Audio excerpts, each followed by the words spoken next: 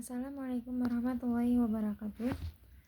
Perkenalkan, nama saya Khairunisa dari PB4B. Di sini saya akan menjelaskan hasil rangkuman yang telah dirangkum yang berjudul Tabi'iyah wa Khawasu al-Suluki al-Lughawi dal Insan, sifat dan karakter perilaku bahasa pada manusia. Dan di sini ada sifat perilaku bahasa manusia. Itu bahasa adalah satu fenomena unik yang membedakan manusia dan manusia lain.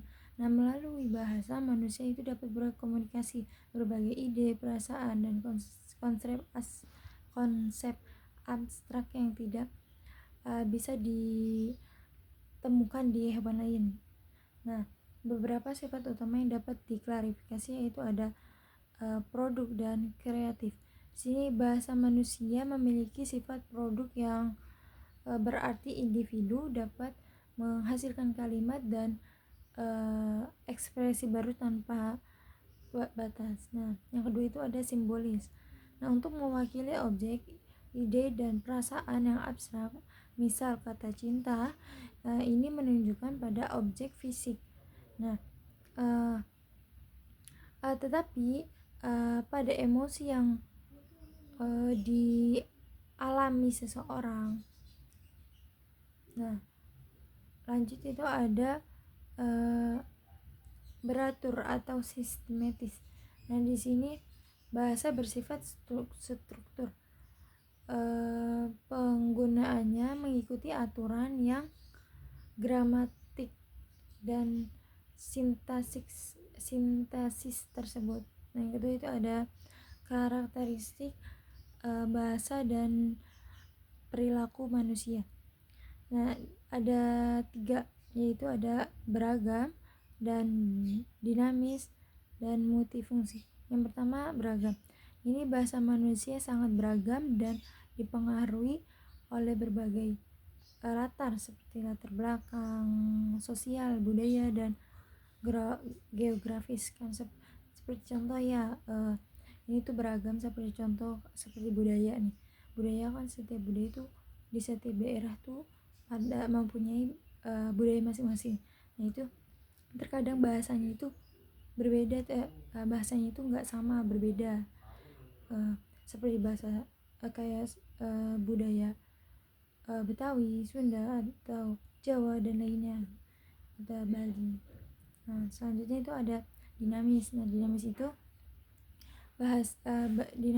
bahasa manusia terus berkembang dan bertambah sesuai dengan perkembangan zaman.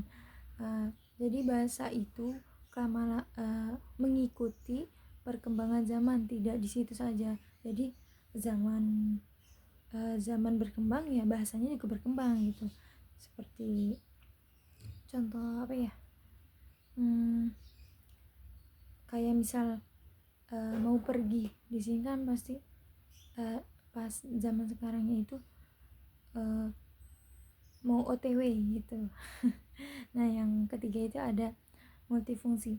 Nah, multifungsi ini bahasa digunakan untuk berkomunikasi tetapi juga untuk menyampaikan identitas, emosi, dan status sosial. Yang ketiga itu ada faktor-faktor yang mempengaruhi perilaku bahasa. Itu ada faktor internal. Nah, itu ada budaya, lingkungan sosial, teknologi dan media, lalu psikologi. Nah, budaya ini mempengaruhi cara orang berbicara, jenis yang digunakan, dan makna yang terkait dengan kata-kata yang tadi saya sudah jelaskan. Budaya itu mempengaruhi cara orang berbicara.